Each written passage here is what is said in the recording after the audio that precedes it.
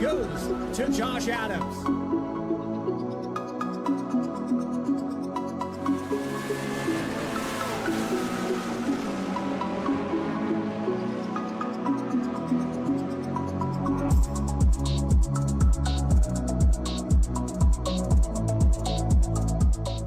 Racing isn't easy, but experiencing it is. iRacing puts you in the driver's seat with the industry's leading sim racing game. Drive on laser scan replicas of the greatest racing circuits from around the world. Go head-to-head against other drivers chosen by skill-based matchmaking to ensure competitive racing at every level. Compete across all your favorite series. In officially licensed cars, engineered to deliver the most accurate driving experience possible.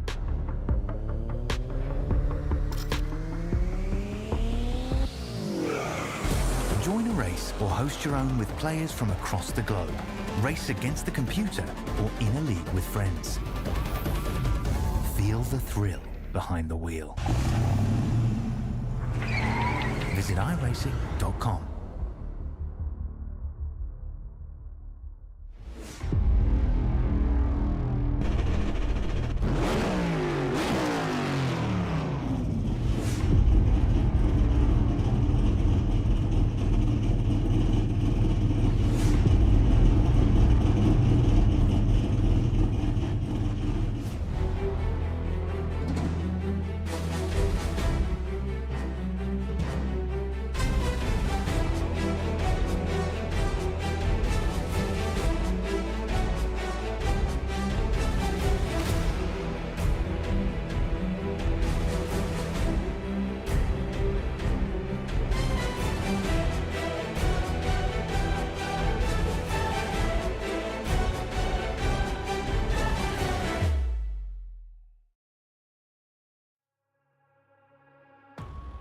Welcome in, ladies and gentlemen, to another presentation of the Mystic Racing League and their Wednesday Night Truck Series, the Black Diamond Designs Truck Series here from the behemoth Talladega Super Speedway for the Loves RV Stop 225 here at Talladega. It'll be a lot of fun here tonight, but without further ado, let's remind everyone where we are right now. We're here on VSPEED. I'm your host and producer, Morgan Cook. Of course, you are watching VSPEED. Check us out, vspeedsim.com/shop for all your merchandise needs. Like the video, subscribe to the channel so you don't miss a moment of that great racing action you can't get anywhere else. And of course, big thank you to Dougie Beard for the cameras he provided us for most of the last couple months here on the channel. Definitely a big appreciation goes out to him. And now let's talk about this racetrack. 2 2/3 miles here, 2.66 miles around this absolutely monstrous racetrack. Basically, they saw Daytona and said, let's make it a little bit bigger. Did about 10 years after Daytona opened. This one in 1969, a couple weeks ago, or about a week ago. In that year is when that happened. Talladega, Alabama is where this track resides. 33-degree banking in the corners. I believe that is the highest on the schedule this season for banking in the corners. We'll be going close, if not a little bit over 200 miles an hour in the draft. We're going to be all packed up. 2 for sure, 3 more than likely, and very possibly 4 wide at times throughout this racetrack. And one thing you're going to have to keep an eye on for sure is where the start-finish line is. It's in the tri-oval. It's past the tri-oval down towards turn 1. That will definitely change who would lead the lap if it were Daytona versus Talladega. But now that we've had to talk about the racetrack, let's go to the grid and figure out where your favorite driver is going to start tonight.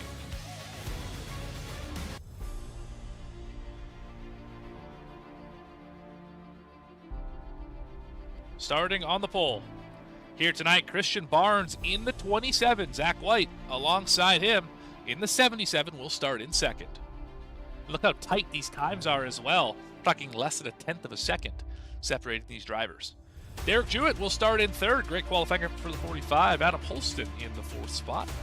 Row 3 belongs to Aaron Espy and Caleb Hunt.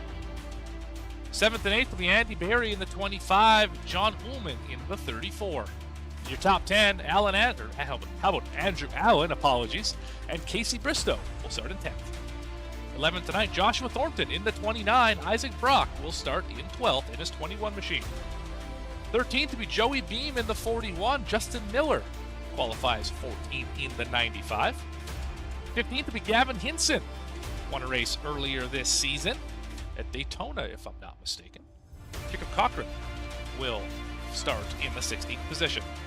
17th will be Harold Tucker III. They call him Trey in that 79. Reggie Kime, another admin, will start in 18th. 19th and 20th, Douglas Wasaki in the 11. Stephen Gill cracking the top 20 in the 03. 21st, Robert McKay in the 88. Brad Nelson in the 33 will start 22nd. 23rd will be Justin Hendry in the 85. Keith DeWinnell will start 24th in his 97. Last driver on the grid is Ryan Leclerc in the 13. Now let's get down trackside. Have a look at the drivers still sitting at that start-finish line. There they are. Had a good shot high above the racetrack here from our VSPEED blimp. Big appreciation to that blimp driver who never seems to land. Look at the race analysis here. 85 laps. This will going to be the scheduled distance here tonight. We do have green-white checkers available just in case. Pit road speed is 55 miles an hour. This is not a common pit road to speed on, considering you want to leave with friends. You don't want to leave all by yourself, so don't imagine we'll see many pit road speeding penalties unless it's on the entry when you're really trying to get all those positions. But you got to be careful nonetheless. 4 tire sets available. You might use 2 of them, maybe 3 of them. I don't imagine we'll use all 4, but they're there if you need them. Stages will be at lap 20 and lap 40. We'll throw a caution and rack the field back up. 27 to 32 laps of fuel, which fits nicely with the stages. You can almost one-stop the entire, you can almost no-stop the entire first 2 stages. I don't imagine anyone's going to try that, but opportunity may present itself should we get a rash of yellows. Now we get to pace around the longest oval on the circuit. I believe the pace lights are still on the pace truck, so we're going to have to go another lap after that. So this may take a while, folks. Already got some love for Holston in the chat, the 8 machine. There he is in the Jimmy Johnson-esque Holston Concrete number 8. Agonizingly slow, 70 miles an hour when these things can go at least 110 miles an hour faster than that. One of those racetracks you just hate to pace on because you know you can race, and it's so much fun to be in the big pack. Making moves 2, 3, sometimes 4 wide. Look how wide this racetrack is. We're comfortably pacing 2 by 2. You could fit at least another lane, if not 2 lanes up there and still have a little room for leftovers. This gives us a good opportunity to highlight that double yellow line. Cannot go below that line to advance your position, just like you would see in the real world NASCAR races. So that solid double yellow all the way around the racetrack. You cannot go below it to advance the position. Only time you can really go below it under racing conditions is either when you're pitting, or if you're a lap car trying to get out of the way, or trying to bail out of that lead pack on the backstretch. That's really the only times where it makes sense to go down there. I've seen drivers try and go down there and try and force the issue, and it never ends well. But these drivers, they won't do that, I'm sure of it.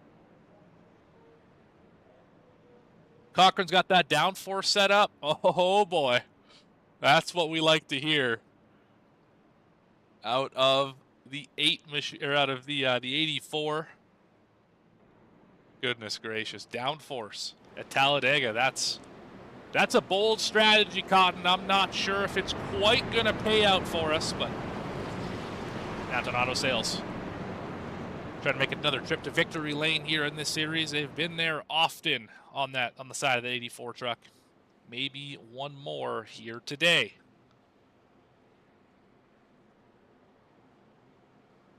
We are in the playoffs. You'll notice smattering of different colored banners on those trucks here tonight. Yellow indicates playoff eligible driver fighting for a spot in the next round. Red means either eliminated from the playoffs or did not make the playoffs in the first place. If you see a black banner, that means that they did not put the right banner on the car. But I don't believe I saw any of those throughout the field here as we're finally rolling turns 3 and 4. Pace truck ready to dive onto the pit lane and give the field back to Christian Barnes to kick this thing off. 85 laps at Talladega, the biggest, the baddest racetrack in North America. I'd say the world, but Norwich Leaf exists, so sorry. Anyway, pace truck is off. Barnes and White pacing the front of the field.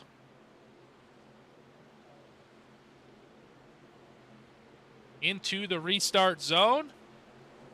And the green flag is out here at Talladega Superspeedway.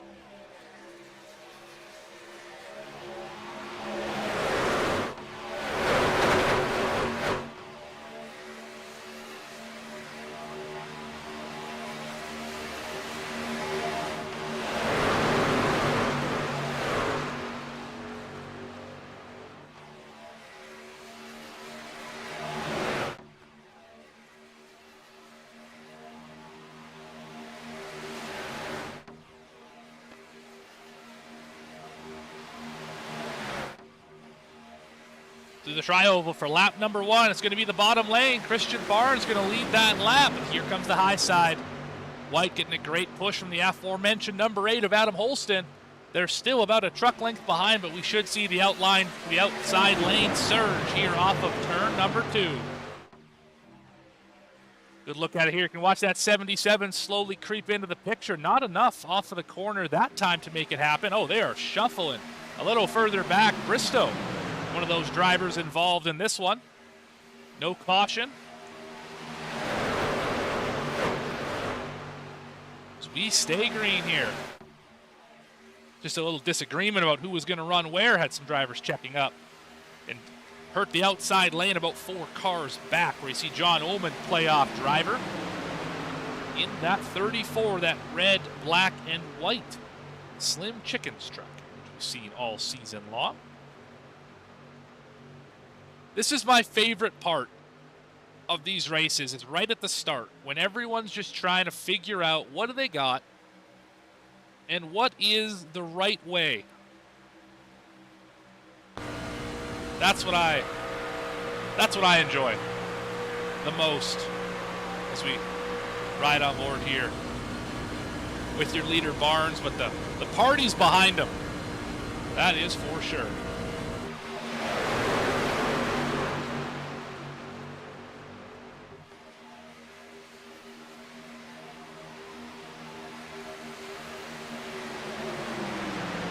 Gonna lead another lap here. Now it's Espy on the outside. Still getting a great push from Jewett on the bottom. Is Barnes, as we got drivers moving and shaking. That's Brad Nelson jumping bottom to top a little further back.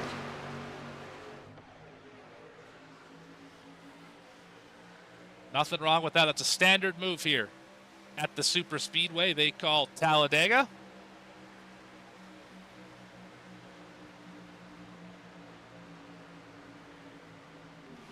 Oh, drivers down below the racetrack. Is that Wasaki? Everyone's able to keep it going. It was Isaac Brock who had a bit of a moment there. Let's go back and check it out.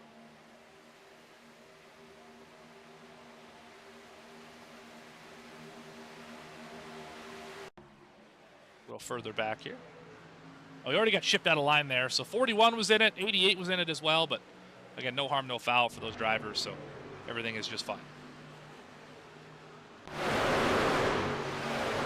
Okay, catch back up to the field here as Barnes continues to lead.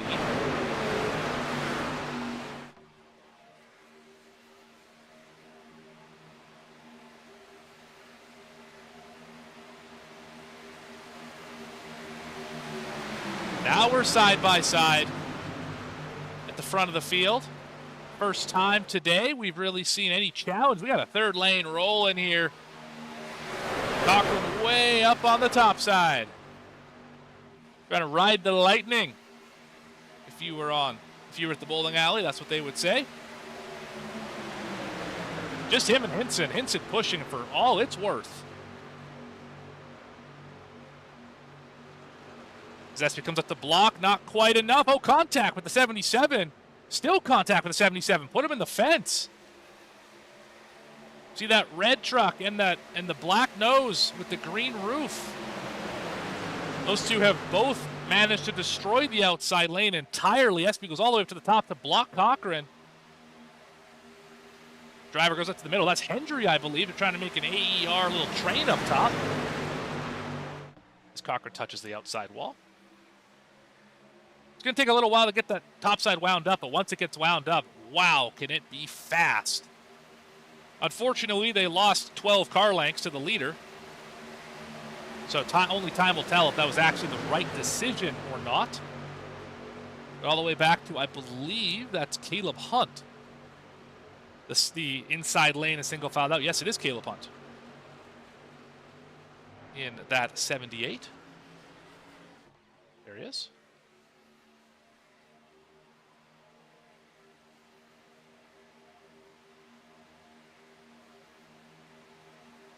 Everyone just trying to stay in that straight line. See Andy Berry touching the double yellow. Nothing wrong with that. You just can't go below it to advance that position. You can't have all 4 tires, really even 2 tires, down on or below that line to go past somebody. That's when you start to incur the penalties by Brandon Willard, race control and league owner. And let me tell you, you do not want those penalties. I can tell you that with a lot of authority. Oh, we got a whole bunch of blocking up here. Allen went to the top and put his teammate Thornton in the sucker hole. And now we are moving and shaking up here, a little farther up in front of the field. I don't know how that wasn't an accident. These guys are doing a great job of avoiding kind of bad situations. We've seen a few of them so far. Drivers just not really putting themselves in great spots. The only driver who's really done a good job of being consistent, well, there's 2 of them, Barnes and Jewett, who've been 1-2 the entire day so far.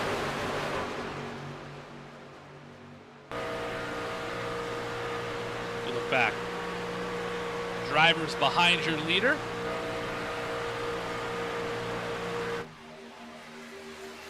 As here comes Andrew Allen getting a great push from teammate Joshua Thornton. They might go take the lead here. Remember back to Atlanta a few weeks ago in 96 was bad fast. All evening, that truck had a ton of speed. Will he be the first driver to be able to take the lead away from the high side?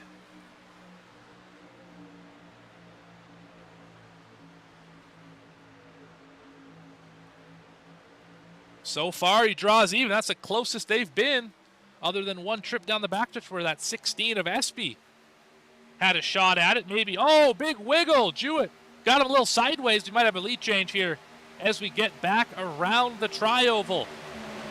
Clear down is your leader. He's going to stay up there with the teammates, see if they can both clear, but new leader, Andrew Allen. Whole pack still pretty much together. A few drivers have dropped out of it. Namely, of course, driver we saw earlier. That's because a big shot to the back of Hendry got him a little bit sideways. A few drivers not in the pack right now. We have a 3-1 battle potentially for second. We're going to leave it right here for just a moment as Nelson makes a look. Nothing doing on the outside. Then we drivers who are no longer in the lead pack. Isaac Brock getting pushed by Ryan Leclerc and Justin Miller having some massive connection issues. Those drivers not in the lead pack here. Everybody else still in this lead group, just hanging out 22 strong.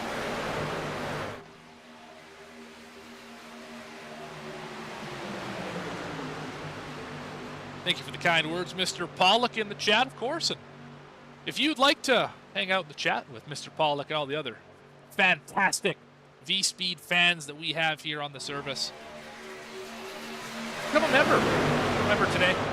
Get some exclusive perks here, and you get to chat with us. We get to read your messages on the broadcast, so long as they're broadcast appropriate, of course. No need to harass in the chat. Let's be nice, everyone. We're just here to watch some good old-fashioned iRacing. Is SB in a Pepto-Bismol scheme? We're going to find out. I don't believe he is.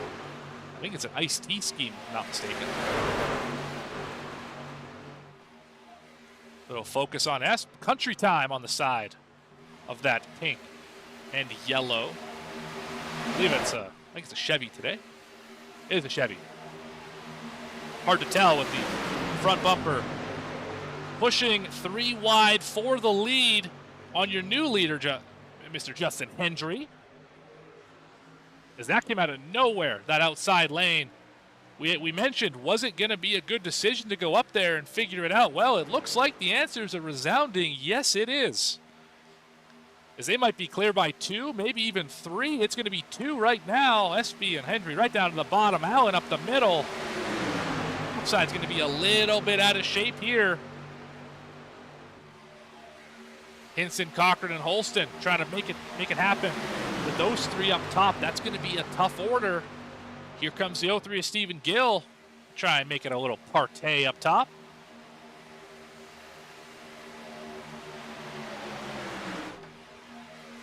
It's across the line. Oh, Allen thought about blocking it. A little bit late. As we close in on the end of the stage, we've been clean and green for stage number 1. Some drivers trying to change that right now, but it hasn't quite happened yet. Allen now leading the very high line, left his teammate all alone in the middle. But they both have forward progress on the bottom. Oh, we're just about wrecking. Oh my goodness. Oh, we are wrecking. 97's around. Oh, big wreck here. I think that's the 8 of Holston. 97's up and over, and I think that was Stephen Gill, the other driver involved. Caution is out. I may have jinxed that one, but I'm also not driving the race car, so give me a little break out here. Anyway, let's go see what happened to those drivers.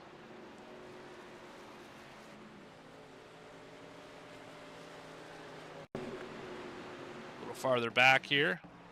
There we are. Okay, one more time. So into the corner. Looks like the 29 got a bit of a bad bump from the 33. It kind of shook everyone up. Then the 88's in the back of the 97. And then he goes up and over, airborne, flying through the air. Let's get an onboard here with the 97. Could be quite a bit of fun as that truck is destroyed. Fast repairs available, so good news for him, but not a great time to use it so early in the race.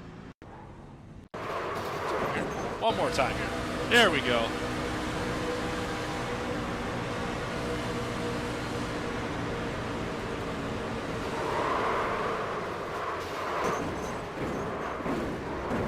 Helmet cam's doing work out here. I'd be a little worried about your neck if that was the helmet cam. Goodness gracious. You see the chiropractor on Monday, that's for sure.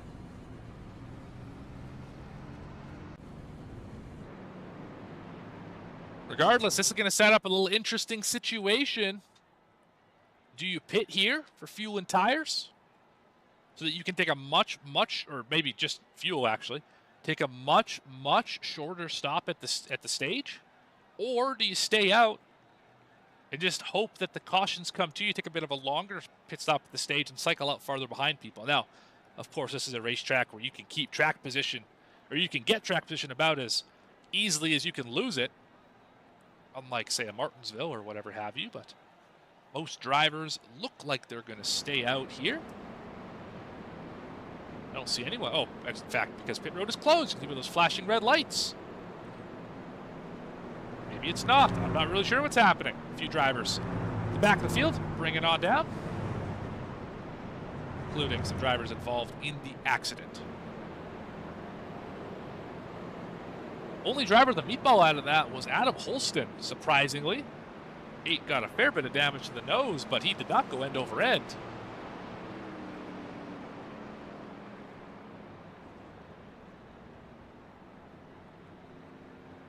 Yeah, I can't disagree with you there, Adam. Blocking that early in the race, typically not gonna work.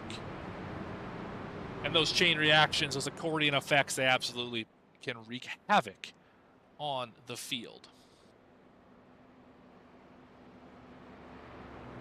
Justin Hendry, currently your leader. For, I believe he races BPR. Barry Performance Racing is the right answer. Leading some laps for them. With teammate and team owner Andy Barry running P10 right now. Look at that Wood Brother-esque number 25. In fact, it's Wood Brothers Racing on the side. So I would say that I'm probably right about that.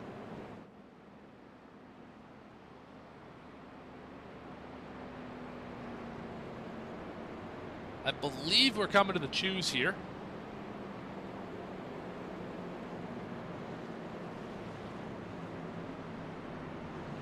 Yeah, Jacob's still screaming about downforce. Love to see it. Alex only makes bad blocks on the last lap at Daytona. Well, you can keep telling yourself that. Anyway. Oh, super speedways. They are something, aren't they? They are something. Should be hitting choose here. If you're new to all this and don't quite know what the choose is or how it works, it's pretty simple.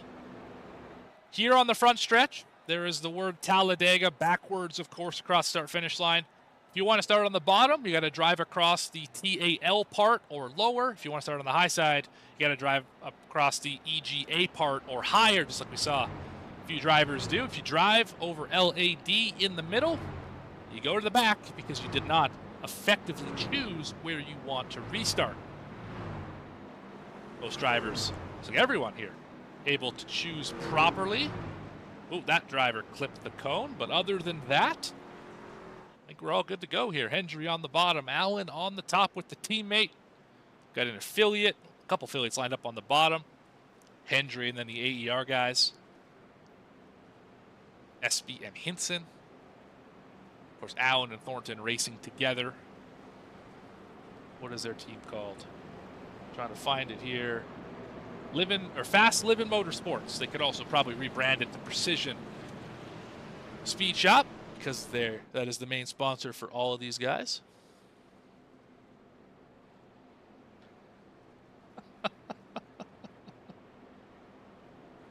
Chad, y'all are too much.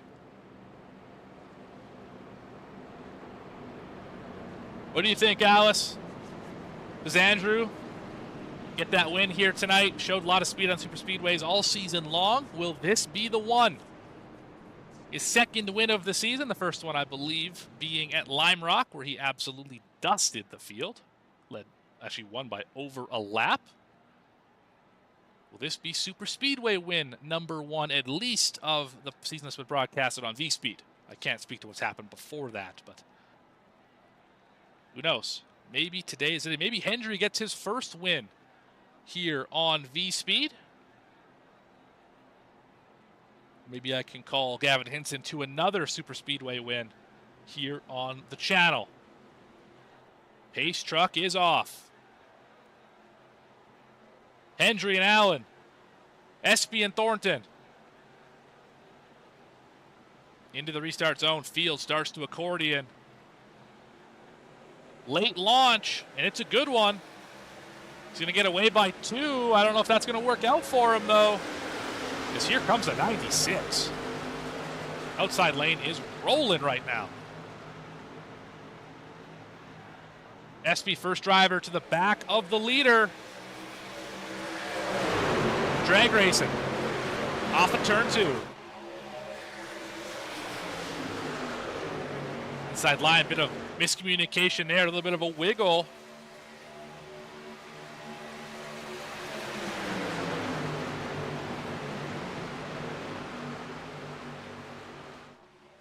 Look at that 33 from the back to the front. Nelson started 22nd. All the way up to 6th, and Hendry started 23rd up to the lead. That's impressive. Drivers scattering back behind 12th. To work ever closer to the end of stage number 1. Outside line, they're trying all they can do right now. It's only 4 of them versus that entire inside lane, which is about 5 strong at the moment. They got Bristow trying to catch up, make it 6. Then he's got a whole train behind him.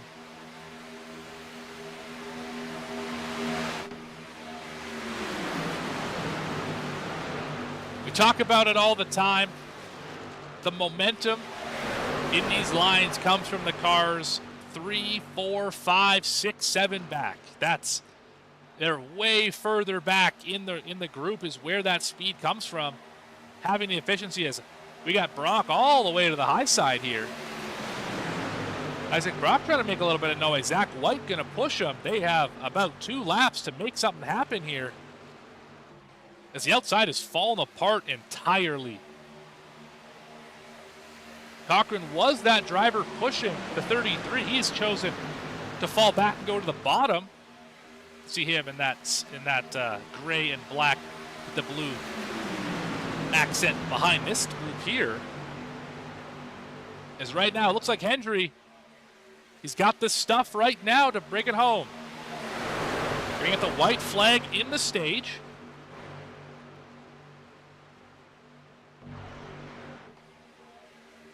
Still got it by 1 truck length here. Side draft is aggressive from the 96. At the line, it's about a fender's worth one more time around to determine the winner of stage number 1 here in Talladega. Now it's even. Slight edge to the bottom. Still no help behind the 29. And they're trying to go 3 wide behind him. Here comes Brock. Oh, they're wrecking. Wasaki's around. 20 or 30. Oh, my goodness. 13's almost up in the air. Great job keeping that thing on the ground. Hendry now is clear by 2. They're door banging. Back there for 3rd. Here comes the last gasp from the high lane. They're going to get alongside Espy for 2nd. Can they get to Hendry for the lead? Through the tri-oval. Right on the door. At the start-finish line. Stage 1 goes to Justin Hendry.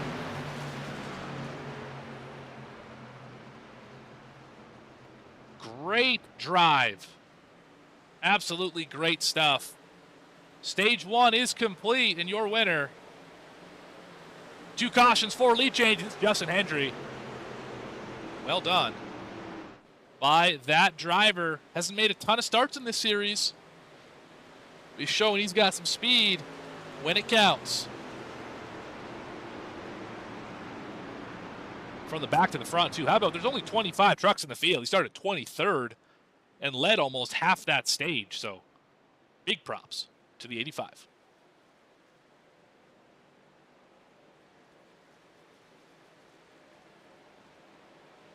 Now we collect the field behind the pace car. Let's see if we can have a chat with Justin Hendry. Hey, Justin, it's Morgan up the VSPEED booth. You got a copy? 10-4, Morgan.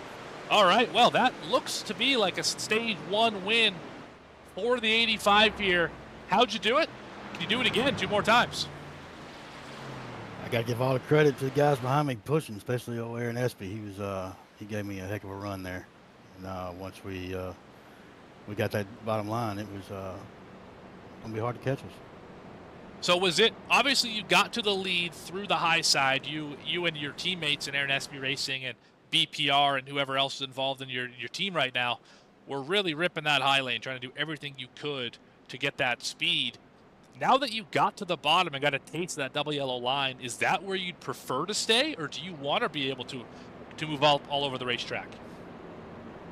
Up front, I'd rather stay down low. If you get back in traffic again and can get a group together, when you get lined up and get a good draft, you can make that high line work. As you could tell, we had some good speed there. So, but being in the front, I'd prefer to just stay here at the bottom. Makes sense. And as the biggest mover through the field, should you get shuffled back, do you expect it to be fairly easy to get through the field again? It's Talladega, so sometimes it's not always easy, right? True about that. Well, we got you up here before we hit pit road. Anything you want to say to the people watching here on VSPEED? I just hope everybody's enjoying it, and look forward to the rest of the race. All right, congratulations, Justin Hendry, Stage 1 winner. Thanks for your time. Thank you, man.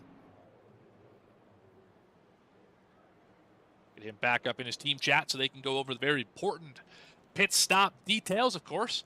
Not as important when you're doing it under caution. You're going to end up with the field anyway, but under green, definitely very important to stay dialed in with the team. Make sure you guys are taking the same amount of fuel, same number of tires, all the fun stuff so that you don't leave 15 seconds ahead of the guy you're trying to chase. We said the 88 just really get a big piece of the wall there. Robert McKay, he caught that thing in a big way. Somebody missed the pit stall, so I think that was the 13. As Allen will win the race off pit road, Hinson gonna follow him off in second. Rest of the field filters by.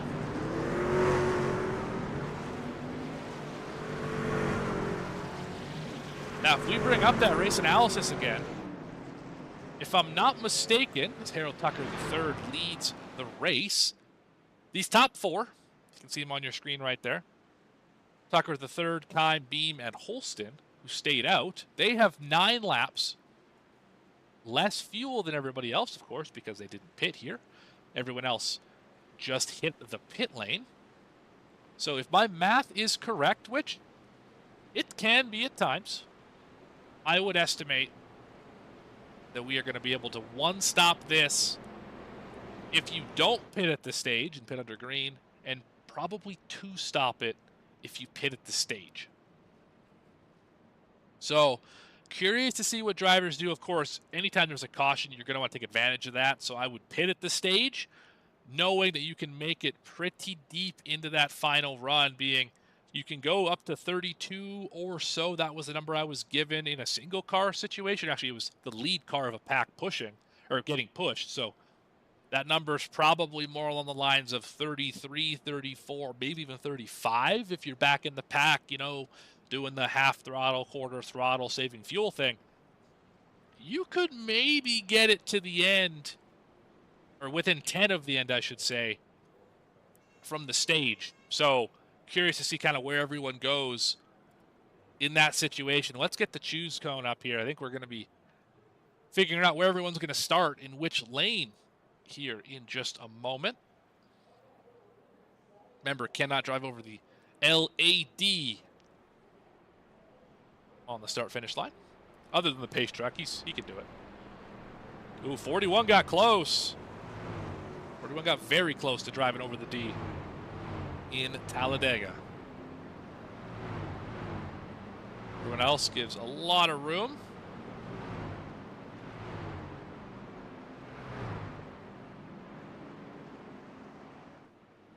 Looks like it's good. I don't see the 41 dropping back here, Joey Beam, so I think we are okay.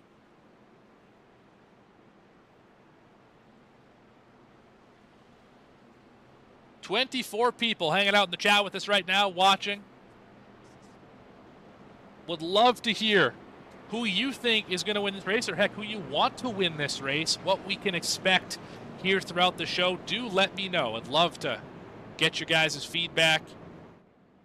I don't think we haven't had 24 people watching this broadcast at one time, and it's been a while here. So big props to all of you here on YouTube tuning in and watching what we got going on here. So big thank you for that.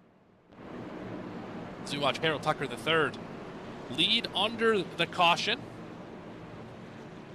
Bring that ticker back up on your screen. Joey Beam running in P2 right now. Then it's Kime time. Reggie Kime in the 9, Andrew Allen to his outside in the 96. Then it's Holston and Thornton, Hinson and Jewett, Hendry and Barnes, your top 10. Well, it will stay that way. I'll bet they don't get to turn 1 before it changes. One of the beauties of this racetrack is just how frequently things change. We should see that pace truck make that hard left turn. Onto the pit lane. Yes, good pit entry. The pace truck driver. As Trey They'll lead him to green here. Into the restart zone. Another late launch. Field's going to get bunched up, and away we go.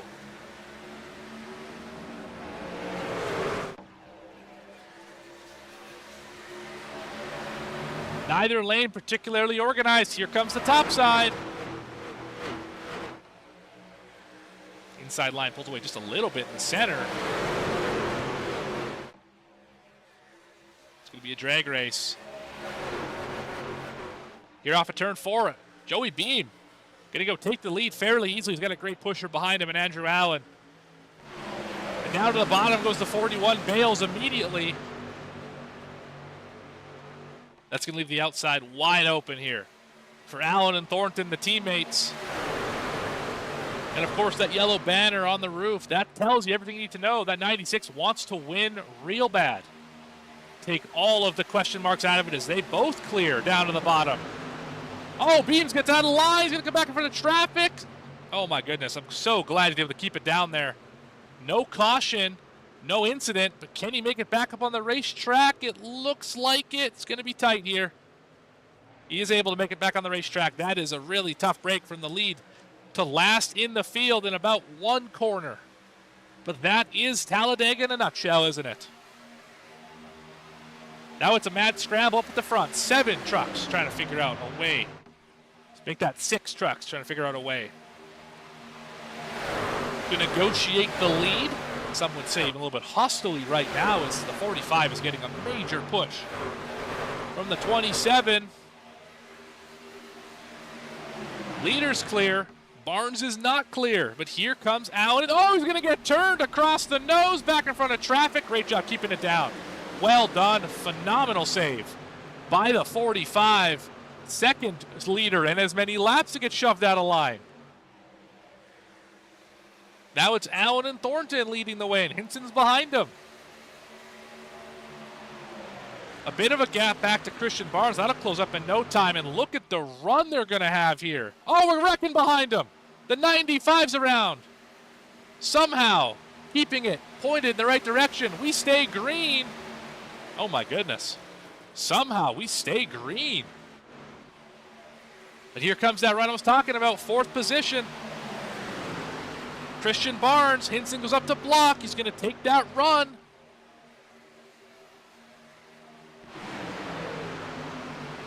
You got a bit of a block from the 29. Did Hinson, but he's there. Hinson is absolutely there.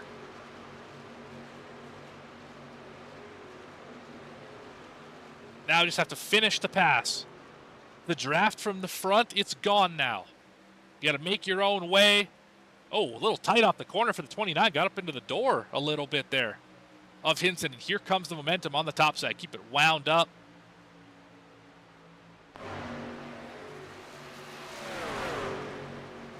Because by the time we exit turn 4, I imagine we're going to have a new leader.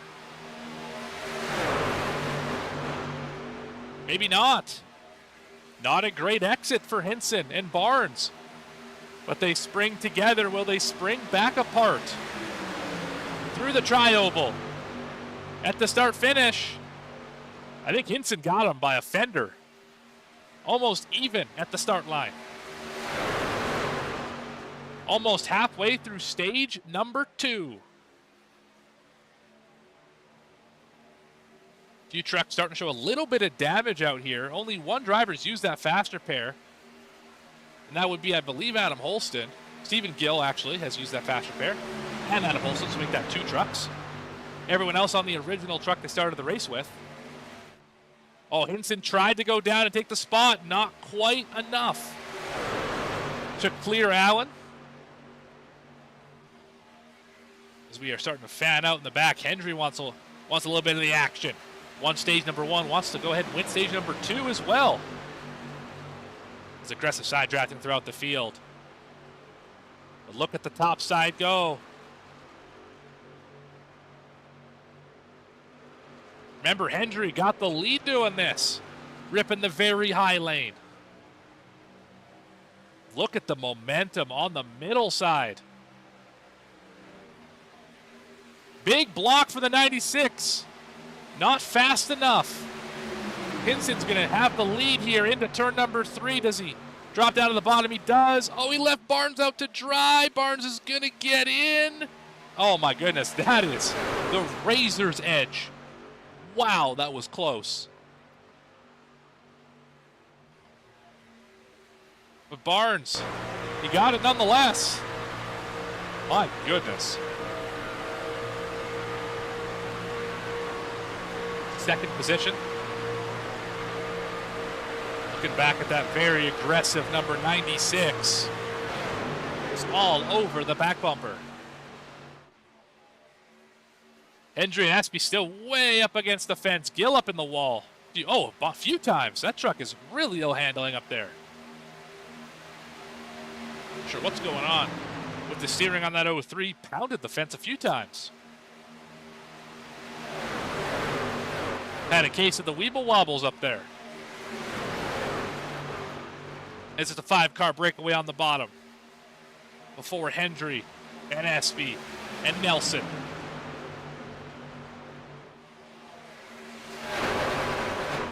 I am a little bit surprised with drivers.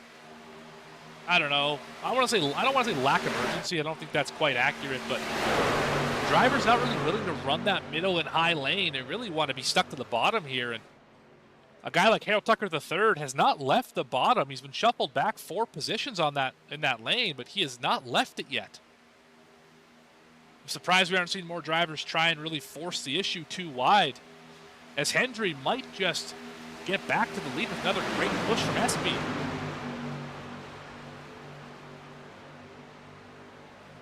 It's not very far off.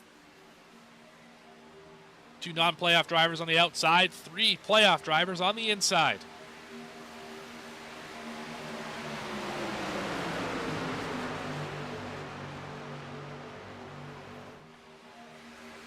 It's a 185-mile-an-hour chess match here in Alabama.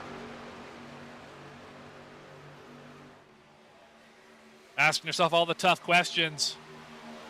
Where do I go? When do I go? And who do I go with? As we have one up the middle, Andrew Allen. Look at this. From the chopper. Forcing 3 wide. Oh, he's going to move Espy up out of the way. He got doors him a little bit. That's going to destroy the outside lane's momentum, but man, that was an aggressive move. Holy cow, we're not even halfway yet. Up it. Moved him out of the way. He's going to go back and take the lead for the moment. Yes, Allen does lead that lap off the front bumper of Joshua Thornton, his teammate.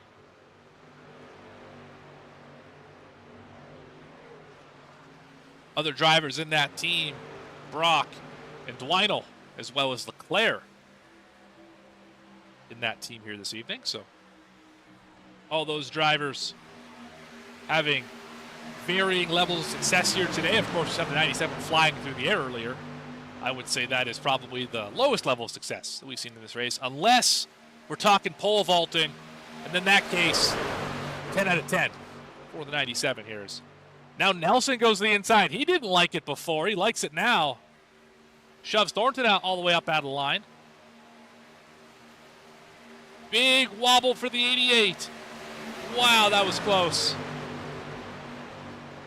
Got shuffled a little bit out there. Able to bring it back to the middle lane.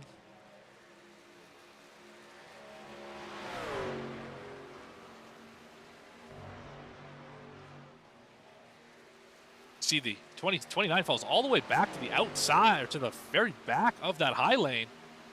Right there with Hendry.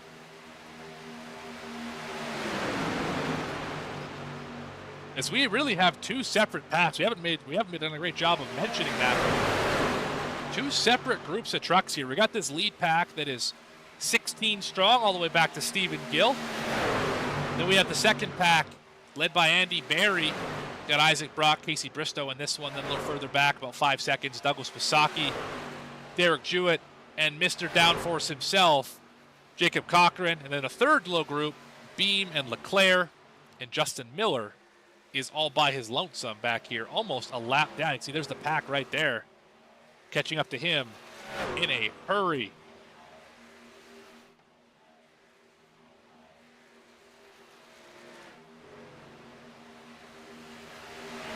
It's like a whale in a minnow. That's kind of the feeling you have if you're Justin Miller right now. You look back and you see that big swarm just getting a lot bigger very quickly.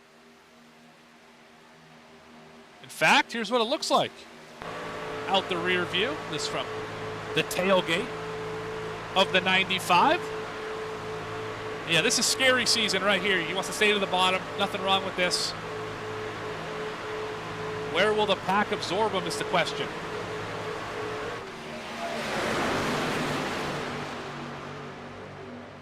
This is a great situation for a lot of drivers to kind of shake up where they were running.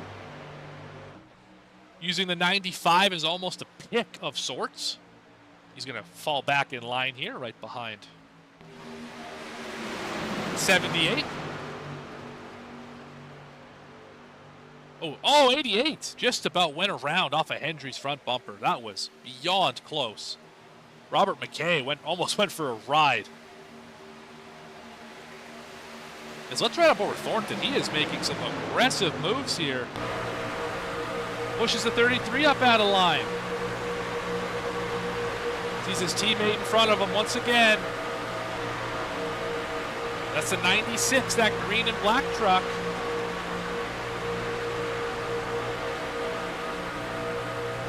I was pushing HT3, Harold Tucker III. So we might crack 195 here on the back. Almost, not quite.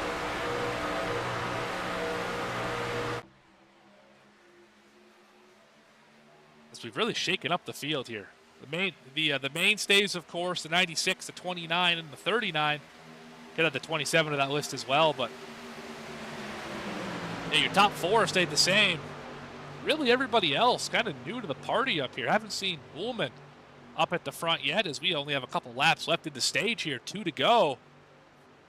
88 is struggling with the handling. I don't know if he missed taking tires. We did take 4 tires. That truck just seems to be way out of shape. Oh, into the fence he goes. Hard contact for the 88. Yeah, that was a big hit. Big hit he took. Now down below the apron, that truck's still running, but just barely. Oh, man, what a hard lick that was. That's going to give 3 red trucks on the bottom the advantage. Oh, another spin. I think that was Tucker. It was. That's probably going to be a caution. And that, oh, big wreck here. And that's probably going to be the stage. Kimes around. The 29's in it. We obviously saw Tucker go around. I would guess that will be the stage. And if that's the case, give that stage win to Gavin Hinson.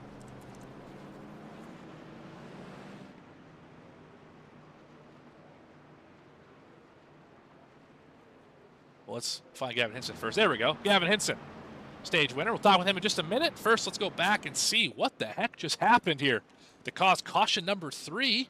Technically the stage, but also was for cause.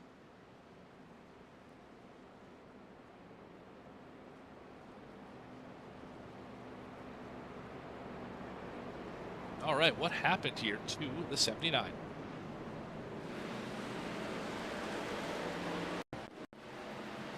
So one more, couple more times here. We'll get it eventually. There we go. Yeah, just a push way off center. Yeah, well off center was that push. Let's go back one more time here and see it. Let's go a little further back here. Goodness gracious. Replay control's not really working for me all that well today. So you see here, yeah, that's kind of a weird one. Thornton was clearly trying to make a move and just didn't make a move. How did the 29 get involved in this later is my question. Seemed to be quite clear of it. As we look behind the grandstands here. Another shot at it. He must have got clipped by somebody. He's that, there he's right. Oh yeah, he got clipped by the 8. Yeah, just a bunch of guys just kind of caught up in this one. Just, yeah, racing incident, not much you can do about that. But that should be stage number 2.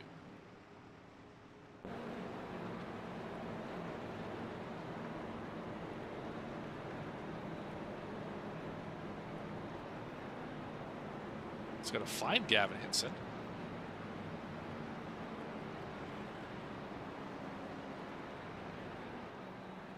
I don't know if he's in Discord right now, actually. There he is. I found him. Hey, Gavin, it's Morgan up at the VSPEED booth. You got a copy? Yes, sir, Morgan, I got you. Well, how about stage number 2 winner for the 39 machine here tonight? How'd you do it? You know, just I turned left and went fast.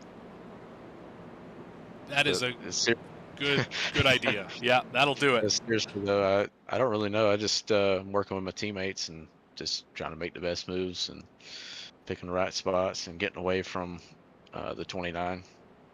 That's been the biggest goal of this race, is to get away from him. So, yeah, and that's what we did. So we're up front. I feel pretty good, but you know, there's still 45 laps. We still got another half of this thing to go. So we'll see how it plays out, but it's been fun.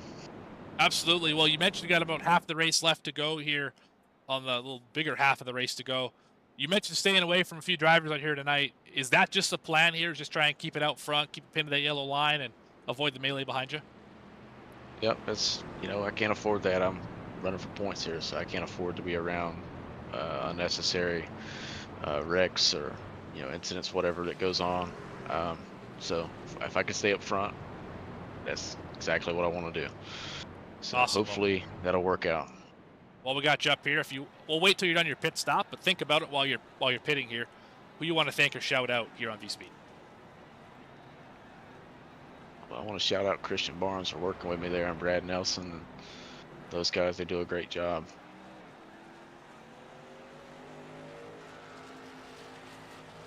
Awesome, nice and smooth in the pit box. Good luck the rest of the way, Gavin. Thank you, sir. That's your stage 2 winner, Gavin Hinson.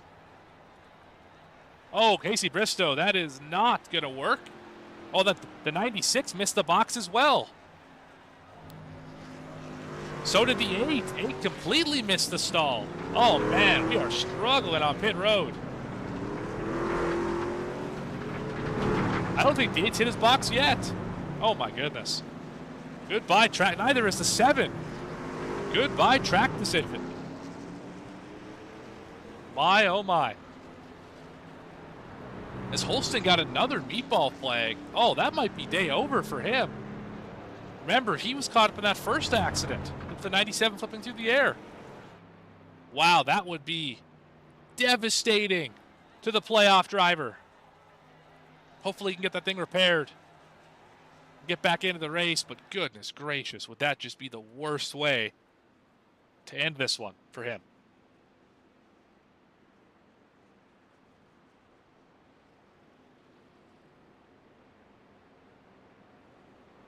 But as Gavin said, about 45 laps remaining, 43 at this particular moment. Can you make it to the end on fuel? Not that I can see, unless we have a bunch of cautions, but from this moment, I do not believe making it to the end is an option. I would imagine we'll be running this as far as we can, getting to about lap 75, bring it down for a quick splash of fuel, no tires, and leave the pit box nice and happy, hopefully in the lead, and bring it home. That's what I would expect to happen. Now, of course, I've been wrong before, and I'll be wrong many, many times again. But that's what I'm going to go with for what's going to happen here the rest of the way in terms of fuel mileage. That's if we stay green, of course. If we have cautions, that'll throw everything out the window. A caution around lap 55 would prove very beneficial for a majority of this field. Drivers coming to the choose. Making it nice and obvious for race control. Brendan Willard to make those decisions.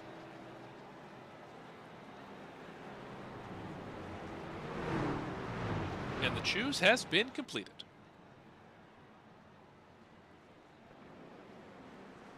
Hinson on the bottom, Ullman up top. Drivers in the same voice chat.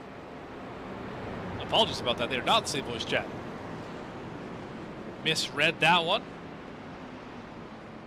Now Ullman's up in race chat 1 with the other admins.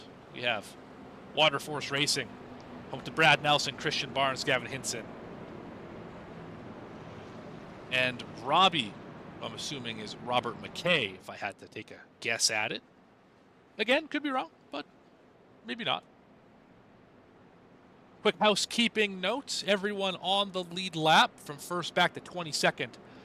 Harold Tucker III, 3 drivers, 1 lap down, are Stephen Gill, Justin Miller, and Adam Holston, who remains on pit road, and I don't know if he's going to get that thing fixed anytime soon. Already been on there for about 3 minutes.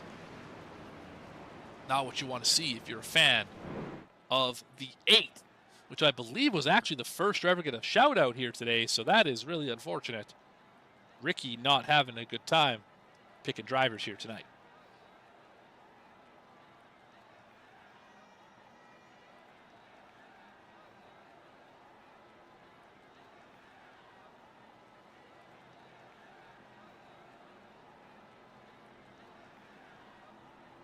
Well, folks, sit back, relax, pull them belts tight.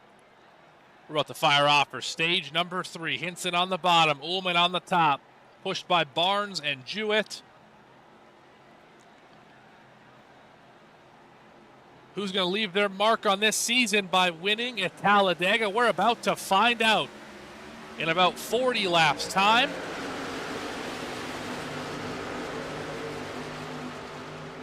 Top 7 breakaway, 3 on the bottom, 4 on the top. Pair of red trucks down there. Hinson and Barnes break away. Jewett leaves. Ullman all by his lonesome up there. Now going to get picked up by Hendry and Allen. Remember, Allen had a great track position going into the pits. Terrible pit stop. Lost all that track position as Adam Holston has in fact left the session. The 8 will no longer continue. He will finish 25th tonight. A massive blow in the points. Not what you want to see. Big block up the racetrack for Nelson. Too little, too late. He's going to get shoved out of the line. He saves it in the grass. So does the 45. But Judy's coming back on the racetrack. Wow. Oh, he's got it. Oh, wow. He just about got SP'd. Holy cow. Still trying to save it. Finally, that truck spins around. Is he able to... No caution triggered yet, but man, that was a long, lazy slide for the 33.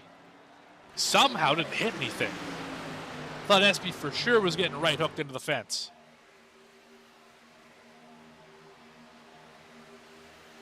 But up front, another massive push up the front bumper of the 96. Here goes Ullman. Gonna get the lead for the first time today. A few drivers we haven't mentioned a lot. How about Brock in the 21?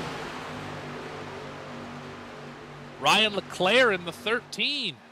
The 97% flying through the air earlier. He's up here in the top 15. As Ullman trying to make that move for the lead. He gets by Barnes. Can he get around Hinson?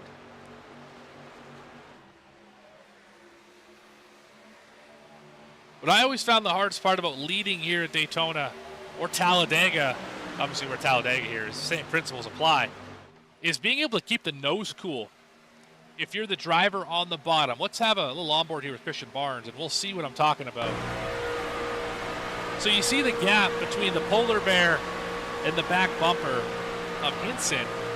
There's not a lot of room there for air. Of course, right now there is, but when you're right up on the back bumper, there's not a lot of room for the air to go in the inlet to cool the motor. And of course, if you get it too hot, the water temperature or the oil temperature, you'll lose the magic white smoke and you'll grenade the engine. And of course, grenade the engine. Oh, there goes Jewett around. Dwightle's in it. Hunt's in it. Oh, heavy contact for the 45. What happened? All of a sudden, I saw the 45 shoot sideways. Derek Jewett in the pits. He lost that magic smoke. Oh, what happened there? One more time here. Not sure why we just went way above the racetrack. I'll have to go back and watch that one more time here, but that, ooh. A lot of drivers losing the magic smoke there. One more time here. We gotta go back further on this replay. This is killing us here tonight, guys. Apologies. Yeah, that's a tough one. I mean, Jewett kind of established that position. I think the 97 came down a little bit. Either way, it's unfortunate another 5, 6 drivers got involved, especially playoff driver Caleb Hunt, who took a heavy lick into that wall. He also towed immediately. Both those drivers still on the pit lane, both with the meatball flag. Both have a fast repair, but have to go through the towing procedure. Keith Dwinell also has a meatball flag, although he is still rolling. And this could maybe get you to the end of the race if you pit here. Just maybe. Right on the edge of it, of course, because why? Why would the caution come out at a good time for fuel strategy? That would be preposterous.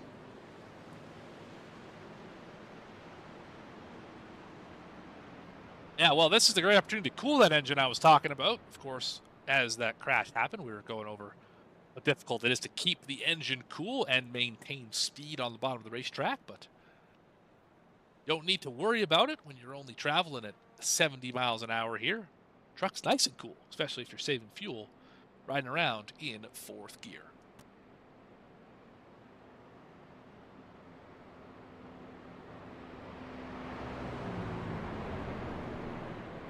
So far, so good for Stage 2 winner Gavin Hinson. Still hanging out up here in the lead. John Ullman behind him, Christian Barnes, Andrew Allen, Justin Hendry, Joey Beam, Jacob Cochran, Isaac Brock, Andy Berry, and Ryan Leclerc are your top 10.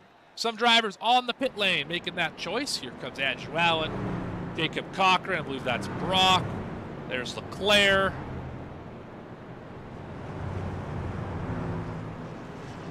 Most of the back in the field. You can see the bonfire they have in the 45 pit box. Obviously, that is less than ideal, suboptimal. Many other turns of phrase for what's happening in that pit.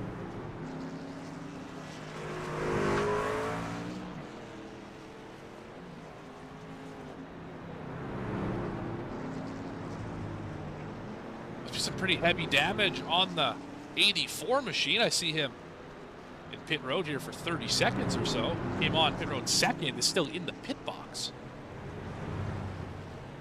Interesting. Bold strategy, Cotton. As we're way above this racetrack here in the Blimpsy, a perfect view of this 2.66 mile behemoth of a speedway. It used to be an Air Force base. Notice all the various runways around this facility. I mean, incredible, the history at this racetrack. Burial ground just outside the speedway. Hosted Halloween races in the truck series for a long time. Missed that. It's childhood nostalgia. Why would you go trick-or-treating when you could watch the Talladega race? My thought anyway.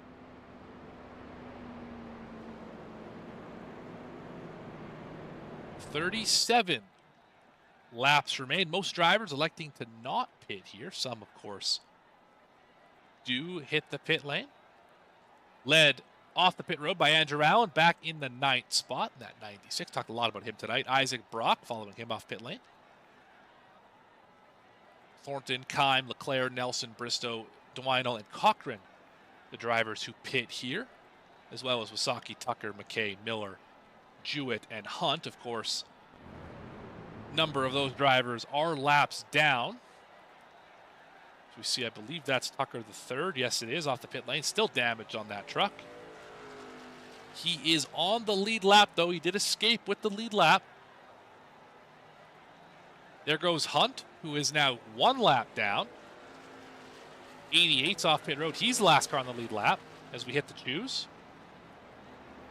And there goes Jewett, who is now going to be 2 laps behind the leader.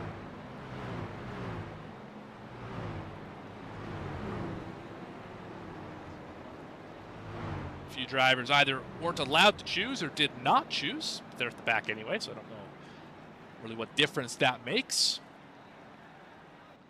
Same story up front. Hinson, Ullman, and Barnes, but newcomer Joey Beam welcomed the 41 to the fold. Hendry, stage 1 winner. And stage 1, I believe third place is where Aaron Espy in 6th right now finished.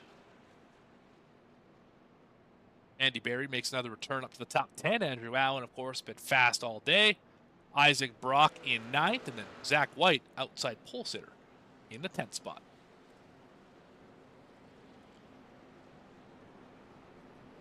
Well, 50 laps sitting on the board right now. Going to complete 50 as we get to the start-finish line this time. The rest of the way, who knows? Who knows what we could see here, folks? Could be anything. Drop your predictions in the chat. Curious to see what you guys think is going to happen here the rest of the way. Can Hinson double up, get a stage win and a race win, and get all those valuable points and the win to lock himself into the next round? Does Ullman make his presence known? How about Christian Barnes, Hinson's teammate? Be a newcomer, Joey Beam. Will he be able to punch his ticket into the winner's circle here at Talladega? Look at all the drivers who didn't get a chance to choose up on the high side. There's only 8 on the bottom, and a whole bunch more up against the fence. Into the start zone. Hinson waits till the last second, gets the good jump. There's a big gap further back in the field here.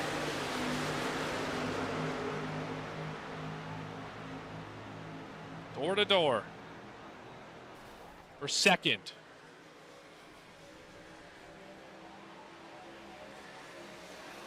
Yeah, big gap. I'm not sure what happened in the second group, but led by Jacob Cochran, they are just going nowhere. I don't know if the 84's got damage or what's going on here. Oh, he does have major damage to the nose. That is why this group is beyond slow right now. And they're almost wrecking for it as well. 3 wide, that's not going to work. Oh, Gil, holy cow, that was just about another accident.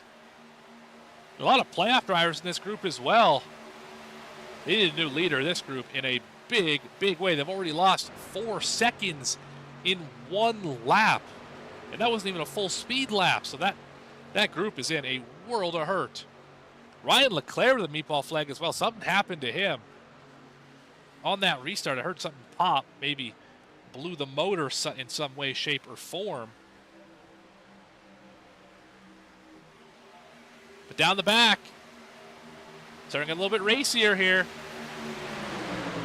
More than likely, you're going to have to make one more stop to get to the end of the race. But it is possible you could do it if you just hit this last time, like Andrew Allen in that 96 did, like Isaac Brock and Brad Nelson and Joshua Thornton and Casey Bristow did. It's possible. It's in the realm of possibility. But you're going to need some things to go your way. As we go 3 wide here, up front, Beam forces up the middle. Ullman goes way high, and that kills the outside run. Inside, clear by 5 cars and make it like 15 car lengths. My God. Nowhere near. Stephen Gill now leading the second group. That's better for them. But they're still hemorrhaging time. As Hendry makes a move up to the front. How about it? Getting pushed by teammate Andy Berry.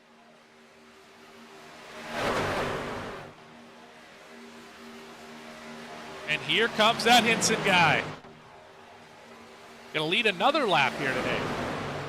He's vying for most laps led in this one. Let's have a look at it. Hinson has led 21 of them. I'd have to venture a guess and say that probably is the most out of the race so far. As Barnes has been the best teammate today, stuck with him pretty much the whole day.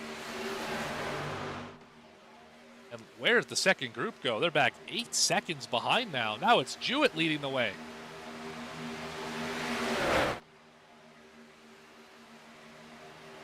Ford truck trying to make hay on the top side. Having trouble doing so. The inefficiency in that third car, that's where all the speed comes from. if you're only a small group in one lane or the other, leader's job is to keep it as steady as possible, either on the bottom or in the middle or on the top, wherever you need to be. Second car, your job is to push, but push intelligently. Don't push in the center of the corner. Well, you do the center of the corner. Don't push where the car is light on entry or on exit. Make sure the pushes are square and don't damage either truck. The third driver, where it gets really important, you want to stay right as close as you can to the back bumper of that second truck, but do not touch it. That will get you the most speed that you can get.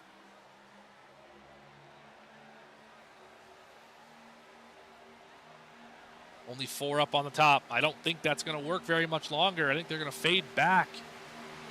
Hendry and Barry and White and Beam. Not enough speed in that high lane. As they fall back alongside Bristow, who has made his first appearance up here in the top 5.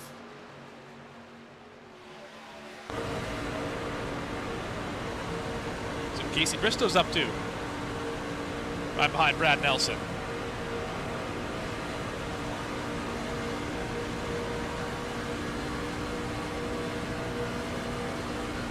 Gives you really good perspective of how little you can see behind the wheel.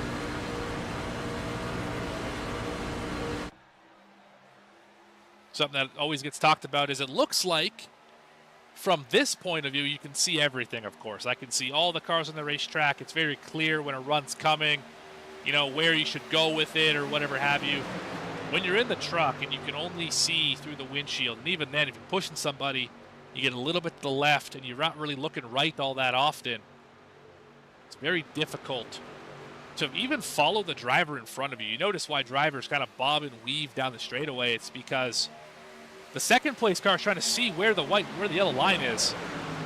The car behind him is trying to follow the second car, and then the fourth car is trying to follow the third car, and et cetera, et cetera, et cetera. And all of a sudden, you got a big snake down the backstretch, like Indianapolis in the 500.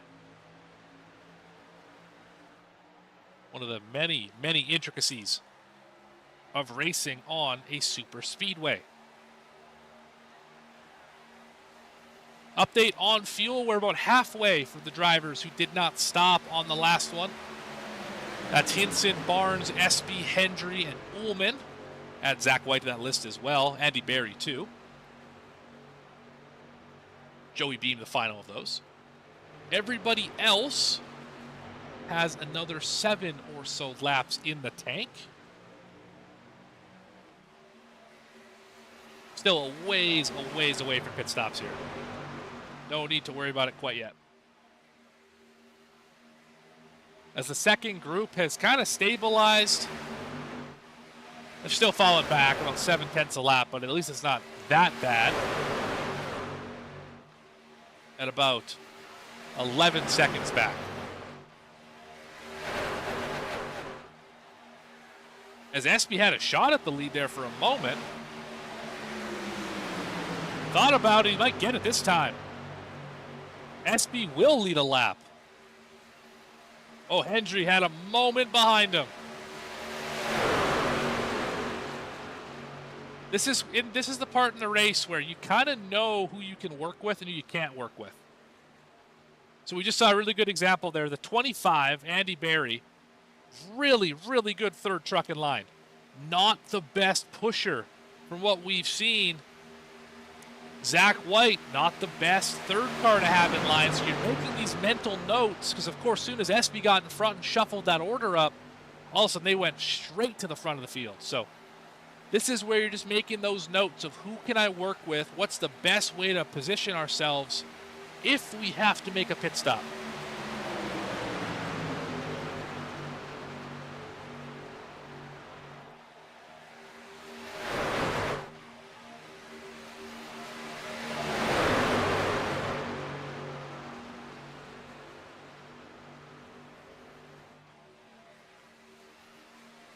Adam Olsen has officially climbed from the car, as has Ryan Leclerc. They're both out of the race.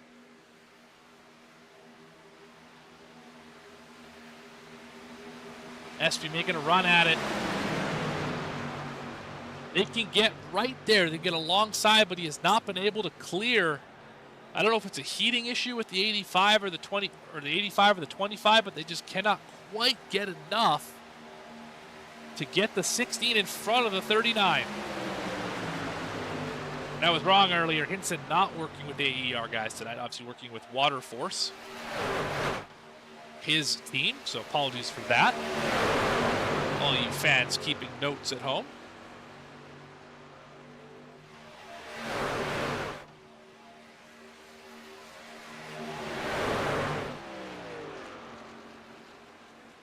Topside still trying to do everything that they can do. Might need one more driver up there.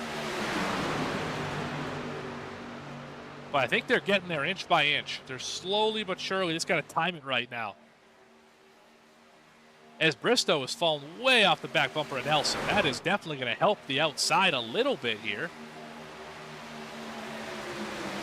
Espy gets right down for the side road. He might lead this lap as well. He will lead this lap.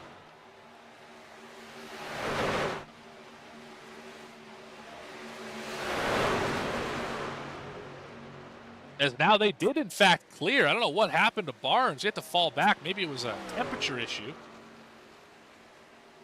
So we got a lot of catch fence right there. Oh, we have drivers all over each other. Hinson down below the double yellow.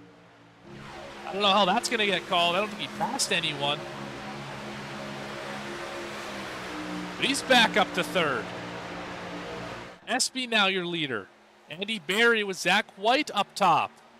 And here comes Beam. Second group now falling back a ton. I believe Harold Tucker the third leading that group, and they have started hemorrhaging time. They are over a second off the pace now. 3 wide up front. Barry got a little squirrely in the center there, able to hold on to it.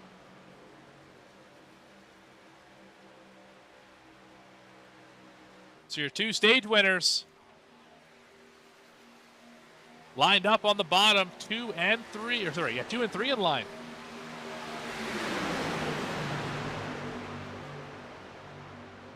As we're starting to catch lap traffic here, Derek Jewett, there he is.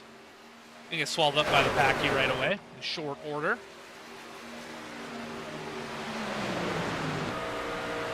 There's the 45, right up over there in Espy in the 16. Lap number 3 for him of the day.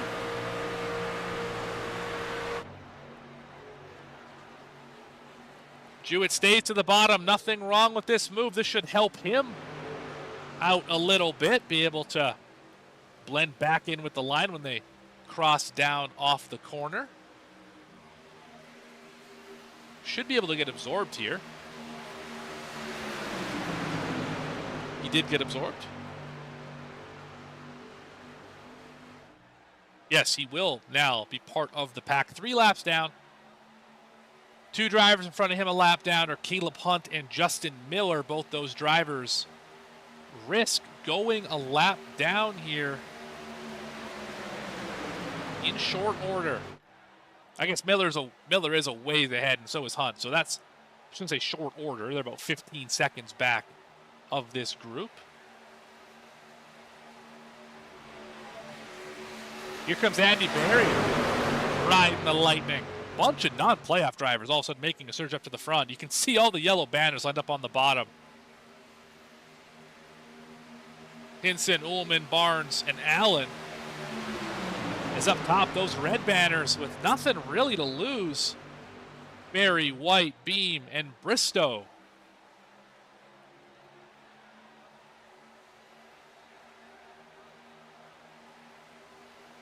"20 laps this time by."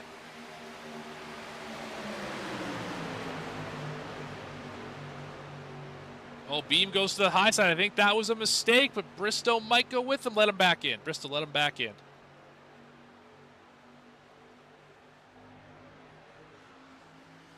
Still 1 truck length lead here for Aaron Espy as the other group just heads off in to turn number 1.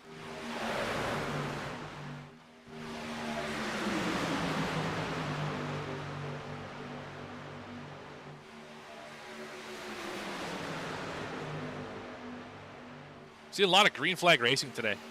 Yeah, you have major props to all these drivers. Let's do a quick race recap when we have a moment. 4 cautions, of course, 2 of those being stages.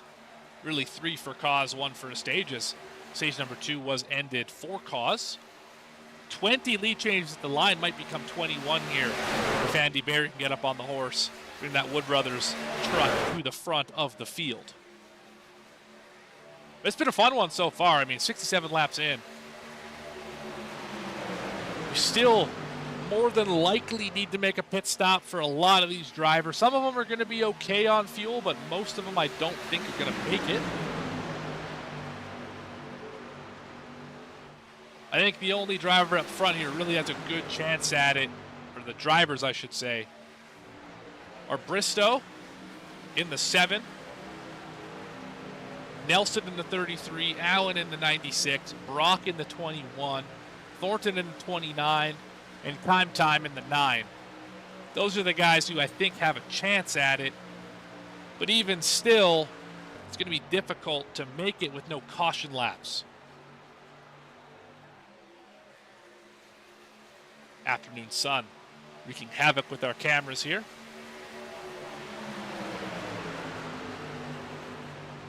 Oh, heavy contact for Jewett, gets pushed up out of line. Let's go back and see what happened here to the 45.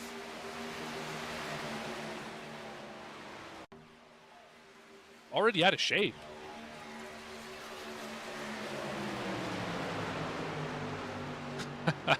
Went down in front of the 96. 96 said, no, thank you. Pushed him up out of the groove. Oh, Derek Jewett not having a good day here. Yeah, he's had enough. He's had enough. Again, it's frustrating, but there's still a lot of race left here in Talladega.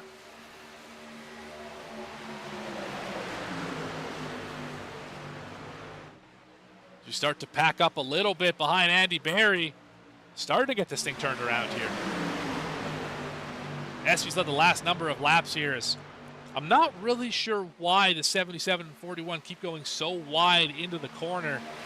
Really just parachutes the momentum at the topside gains on the backstretch and the front stretch. Maybe see it again here.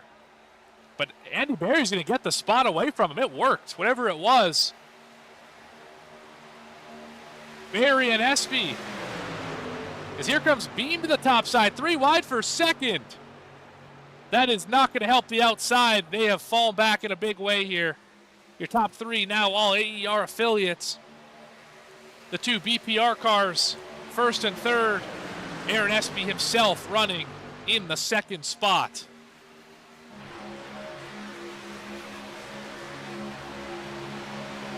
Still 2x2, but that second play, that second groove, I should say, has fallen back to 5th. Suboptimal, for sure.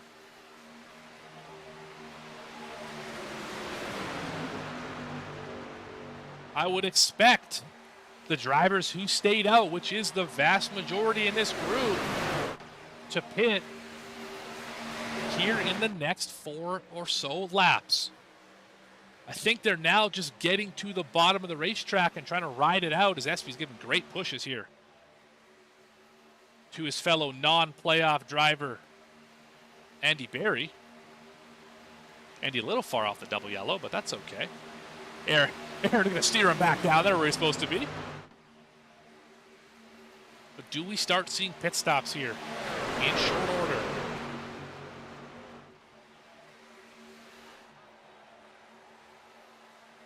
Maybe this time. Yes, it is this time by, in fact. No, it's not for everybody. The Water Force guys, sorry, not Water Force, Living Fast, apologies. Living Fast gets there first. Oh, 29 goes around. That's going to, the group, they're done now. That one slip up by the 29 just killed the whole group. Because they are not going to be together on the exit.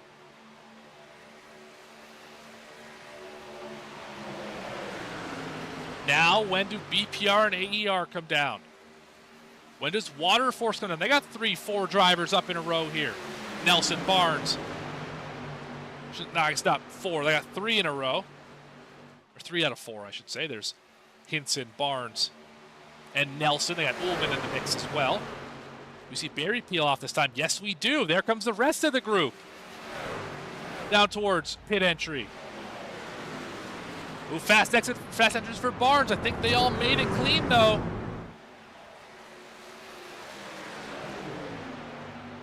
This is both the easiest and the hardest pit road to get onto in the entire series. Easy because it's so easy to get off the racetrack and not crash. Difficult because it's everyone else can push it as well. Oh, Barry missed the pit box. That's going to hurt. But Zach White leads a quartet in front of the field. White, Beam, Kime, Bristow. Do they pit this time by? Way up the racetrack for Beam. Not sure what's up with the 41. Seems to have some sort of handling issue. But that truck is way out of shape at times. Do they pit here?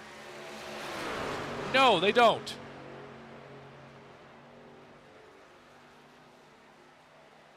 Let's see, where's Andrew Allen and team? It looks like they're going to have the advantage as we roll off of the pit lane. They should be able to get around them.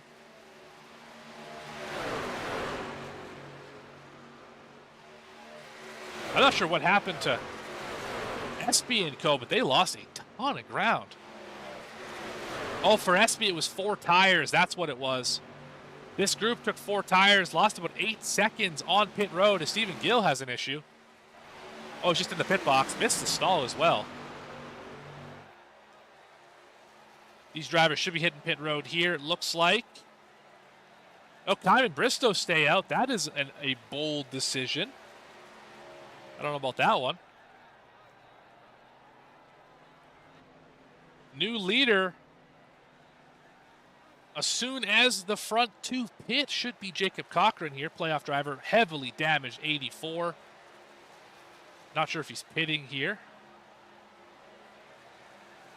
Part of this brigade that has definitely seen better days. I think that Cochran's trying to, I think Cochran could almost make it to the end here. I think he's going to try and get behind HT3 and draft a little bit as Beam's off the pit lane. Oh, Zach White had a moment off pit road.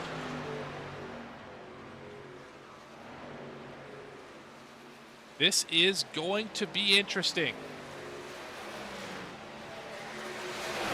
I don't know what's going on here. They were on the racetrack. What happened? Yeah, strange. Strange. But Kime and Bristow can almost make it to the end as well. They're in the same boat as Cochran right now. Probably a couple laps short, but depends how well you were saving in the pack. Of course, it's going to drop quickly if you're Reggie Kime leading. Bristow's not much better. He'll more than likely be full throttle. But they're also fuel saving pretty heavily right now. They're running 52.7s. Fast lap of the day, 50.7. So 2 seconds off the pace. Now, draft will attribute to a lot of that as well, only having 2 cars in this group. But they've got 25 seconds to play with here. And Cochran, Tucker, and Wasaki, as they are right behind Stephen Gill now, they have about 5 seconds to play with. This is going to get very interesting, as if this is actually going to work or not. I don't think it will for Cochran and team, because they're 3 seconds slower than Andrew Allen, who is right behind him in a nice efficient line here.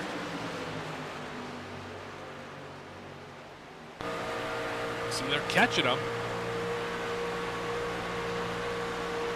Now is where drivers are just praying for a caution. If you're one of the top 5 right now, Kime, Bristow, Cochran, Tucker, Wasaki, you want a caution so bad you cannot scream it loud enough. If you're this second group, you want it to go green, because it's essentially a 5-horse battle for the win, and 3 of your teammates.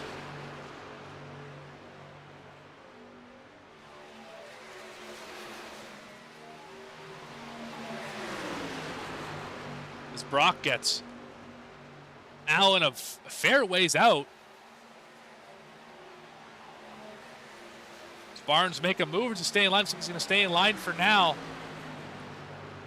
No change in the top 5. They stay out. Depending how well they save in the draft, I still see him being about 5 short.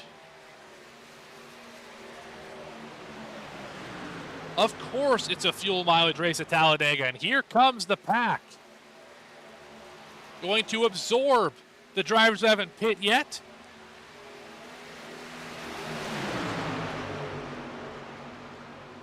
Now the question is, can they hang on? Can Gill and Cochran and everyone else in this group hang on to this group which now broke apart? They shuffled the 33 out of line. Now he's back. Oh, that was the wrong move, Steven. Yeah, that, I think, is going to about put the nail in the coffin for this second group.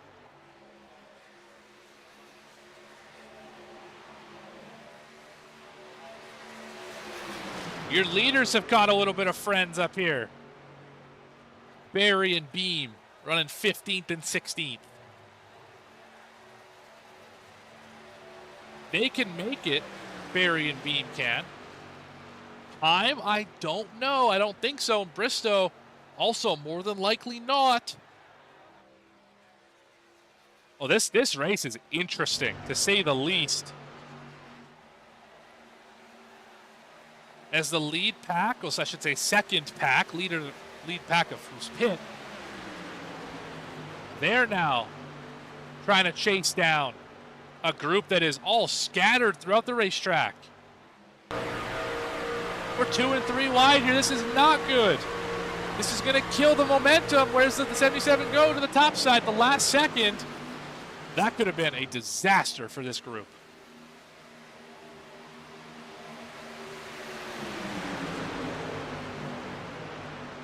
They stay single file. Andrew Allen leads the drivers who have pit.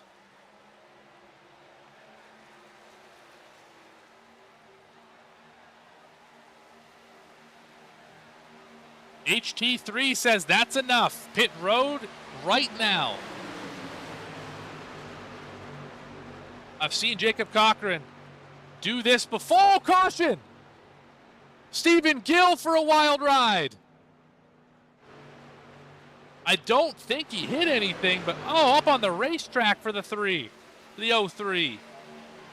Wow, that could have been disastrous for the field here. 5 laps to go here from Talladega. It's not going to happen on time. Hale Tucker III just crashed on his own. I'm not sure what's going on here with the 79. What I was saying, if there is enough fuel by some miracle in the 9 or the 7, the 96 will not get there on time. But that's a big if.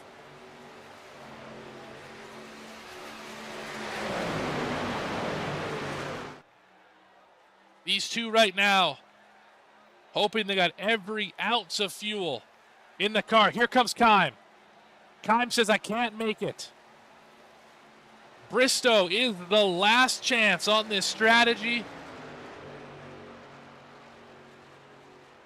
Can the 7 bring it home for the win? He's got to get behind Andy Berry and Joey Beam right now. There's no reason to lead this group if you're Casey Bristow. He's going to do it right now. Maybe not. He's going to fake it a little bit.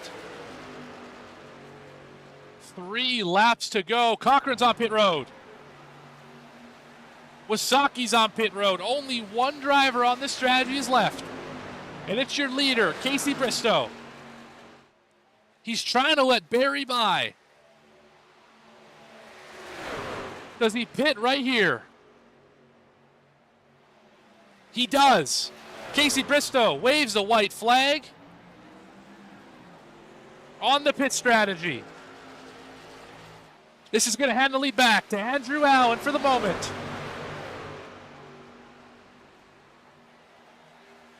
But here comes Christian Barnes and Gavin Hinson to the high side.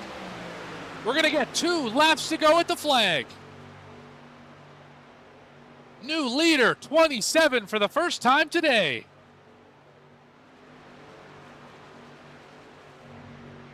Should say first time in a long time. That was the pole sitter after all. A lot of speed in that 27 truck.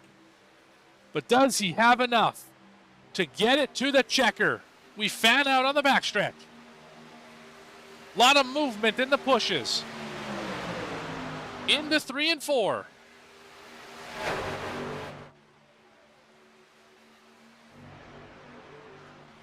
It's 2 truck lengths on the bottom. But the outside lane pushing as hard as they can.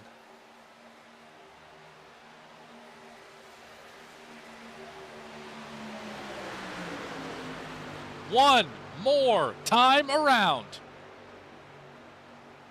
Playoff drivers fighting to punch their ticket into the next round.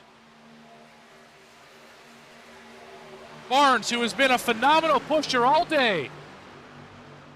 Hinson's going to put him in the fence. He's going to take out the leader. They're all going to wreck on the backstretch. We're still 3, 4 wide. Isaac Brock takes the lead. Can he hold it? Down the backstretch. Into turn number 3. Through the center. Here comes Christian Barnes, but Isaac Brock has such a big lead. It's going to be a photo finish. At the start-finish line, they engulf him. And at the start-finish line, he goes up the block. It's going to be Hinson. No! Who won? Brad Nelson. Oh, my goodness. Brad Nelson is going to get the win here at Talladega Super Speedway. What on earth?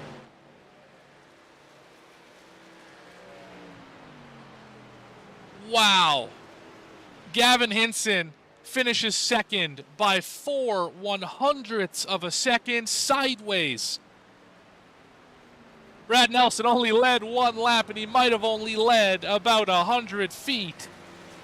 But that's all he needed to get the win here. We're going to go back and see what happened at the checker. Oh my goodness, what an incredible finish. So we'll go back here from the choose. Let's replay this a little further. Should see the field. So we are in turns 3 and 4. I don't know why we went back to that. Here we go. In 3 and 4. So they're catching Brock. We're reviewing the final lap. We do not have official word yet of who the winner is here. So just bear with us, but let's have a look at this. Yeah, Hinson up and over, out of the frame. That truck destroyed. Well, while we sort out the melee, we are going to take a quick step aside. Don't go anywhere. Be back right after this with the official winner of the, or just unofficial winner of the race, I should say. And your results. Here from Talladega, you've been watching the Mystic Racing League. What was an absolute barn burner. A fun one here tonight. For the Black Diamond Design Truck Series. A ton of fun here in Talladega. The Love's RV Stop 225. We'll be back right after this.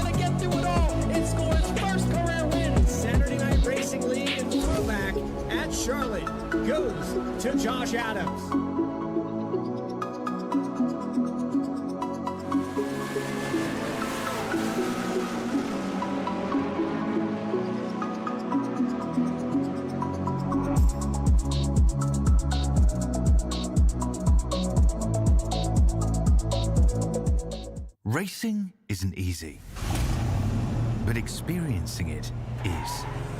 iRacing puts you in the driver's seat with the industry's leading sim racing game. Drive on laser scan replicas of the greatest racing circuits from around the world. Go head-to-head against other drivers chosen by skill-based matchmaking to ensure competitive racing at every level. Compete across all your favorite series. In officially licensed cars, engineered to deliver the most accurate driving experience possible.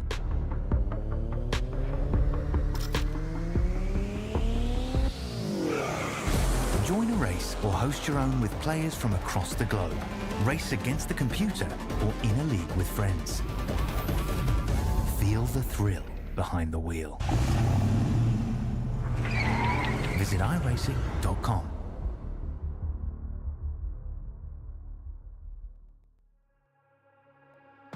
Back here on VSPEED, and it's exactly as we called it, to the start-finish line. Your top 3 finishers here tonight look a lot like this. It's going to be Brad Nelson bringing it home in that top spot after a 4-caution 28 lead change event. Gavin Hinson, your stage 2 winner, going to finish in second by 4 1/1000ths of a second. Or 100ths of a second, sorry. Christian Barnes, 2 100ths of a second behind Hinson. That is going to finish him in the 3rd spot. Andrew Allen in the 4th position unofficially. Isaac Brock comes home in the top 5 after leading in the tri-oval. Mentioned at the top of the show, didn't I? Leading the tri-oval, probably wouldn't end up winning the race. Aaron Espy in 6th, solid day for the 16. Joshua Thornton finishes in 7th. Justin Hendry in 8th after winning stage number 1. John Ullman in 9th. And Casey Bristow, the strategy worked out. He finishes in the 10th position. 11th be Reggie Kime, also on that strategy. It also worked out for him. Jacob Cochran in the 12th position. Douglas Wasaki in 13th. Andy Berry 14th. Beam finishes in 15th. Dwinell 16th after flying through the air. He finishes in the 1 lap down position. Zach White in 17th, 1 lap down. Harold Tucker the 3rd. They call him Trey. He finishes in 18th. Stephen Gill 19th. Caleb Hunt will round out your top 20. And the final 5 on the grid are going to be Miller, McKay, Jewett, LeClaire, and Holston. What a fun race this was, but not for any of the drivers on your screen right now.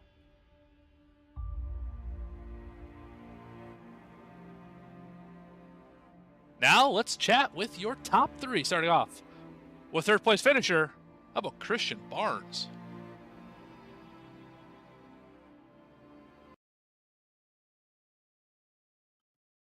Christian Barnes, Morgan up at the VSPEED booth. You got a copy?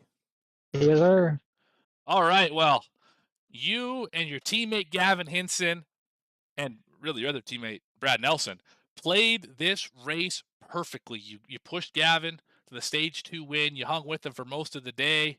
Always up at the front. I mean, was there anything that you could have done better at the end as a team, or is this pretty much how you planned it? I think that's pretty much how we wanted it.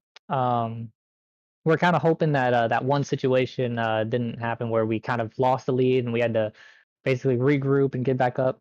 But once we got back up there, we basically had a decision of either I stay to the outside or I clear them, and then them try to get a good run to come back. And then on the final lap or the final 2 laps, I was just trying to keep them side by side. Keep the 96 from getting a good run to possibly clear them and then go to the outside. I'm not really sure what happened. I don't know if someone got blocked into the wall or what. But then I just got slammed on the backstretch. Yeah, exactly what happened. Gotcha. I don't know how I saved it, but I saved it and was able to keep going. And Gavin was also on my outside, and I was basically telling him, I was like, don't side drive. One of us got to get to him. And then once we got close to him, I didn't want to push the 21 to the win. I felt I wanted, a teammate to get the win. So when we came, close to the line, the 21 kind of turned up and trying to, I don't know, side drive, and he just hooked him. And we still got 1, 2, 3, just in the complete opposite order. Yeah, you were trying to push a teammate to the win. I don't think it was the 33 though. I think that one just kind of happened, No. Yeah, by mistake almost. But yeah, sometimes since the that's just the way it works 33s, out. yeah, Brad wasn't in the playoffs, so he was really just there to help us, get both of us in. And he was one of the biggest help. He was able to keep people from getting huge runs on me and Gavin, and well, it got him a win. So Yeah, I mean, it worked pretty well. yeah, exactly. A little bit of a payoff for all the teamwork there. So that's great. And he also keeps another one of your playoff competitors from getting that win. Probably that 96 was the one you were most worried about, I would think. But when you're Yeah, running a race like this, yeah, sorry, go ahead. very good. Oh, I was gonna say, yeah, the 96 and the 34 were the main two guys we were worried about. Yeah, so you're running a race like this, obviously playoff race. Your team clearly had the mentality to kind of take over the entire race. Was there ever a point in time where you thought maybe it's better for us to hang out in the back like part of AER did, or were you always thinking we should be up front, we should be controlling this race? The past few Super Speedway races, we've been, very good, very dominant, and we just felt if we were able to get to the front, and kind of control things a little bit, that we want to stay there. And we kind of saw it all night. It didn't matter where you were; a wreck could easily happen at any point. But specifically leading and the top, I'd say 4 or 5, you were pretty much safe. Um, so once we got up there, we didn't want to give it up. But Well, it worked. apparently it works. Yeah, it worked out for you. 1, 2, 3 here for Water Force Racing. And anything you want to say to the people watching here on VSpeed? Man, work with your teammates. Find some teammates. Your friends are where you find them. I do want to apologize to one guy though. I do want to apologize to Jewett for accidentally turning him though. I do apologize for that. That was completely on me. Pushed a little too hard. But yeah, and I just want to thank my team for working with me, and I also want to thank Alex Polly for making my paint schemes. I also want to thank Precision for adding me on. Awesome. Well, that is your third place finisher here tonight, Christian Barnes. Congratulations, good sir, on the podium. Thank you very much. And now we move one step up the podium to another one of the teammates, and it's stage 1 winner, stage 2 winner, sorry. Gavin Hinson. Morgan up in the VSpeed booth. You got a copy? Yes, sir. All right. Well, I imagine this one's probably bittersweet. Had a shot at the win. Tangle up with the 21, trying to pass him for the win. Come home second. Behind your teammate, though, Brad Nelson. What are the emotions right now in the 39 camp? Well, first of all, I want to say congratulations to Brad. It's about time he won a race, so congrats to him. Secondly, I don't understand why we can't just, I mean, there's 8 cars in the lead pack. Why can't we go across the line without tearing each other up? I don't understand that. But that's what you get. I mean, you know, I know who he drives with, and it's, that's how they drive. So I was not surprised at all. So I don't know what goes on in his mind, but wrecking somebody, that ain't right. That is just ain't right. So I'm really annoyed because that could have locked me into to Olmsted. You know what I mean? That would have locked me in. And I'm happy for Brad, but I'm very pissed off. Well, on a slightly different note, excellent points day. You mentioned trying to get the Homestead. You didn't get the win, but I think you got the next best thing, which is probably the most points of any other playoff driver in the field. Obviously, you won stage number 2. You ran well in stage 1, and you were able to finish second in the race with, I think you led the most laps as well. You pretty much checked all the boxes today except for that win. So does that give you any comfort in how this one ended up, that you did have an excellent points day, and this should really help you in the points trying to get the Homestead? I mean, it sure does. I mean, a lot of the playoff drivers had not so good runs. So, when I come to these races, it doesn't matter if it's plate track, short track, intermediate. I always look at, I have certain goals that I want to set. And, of course, with the playoff starting, is to, get a lot of points in the stages.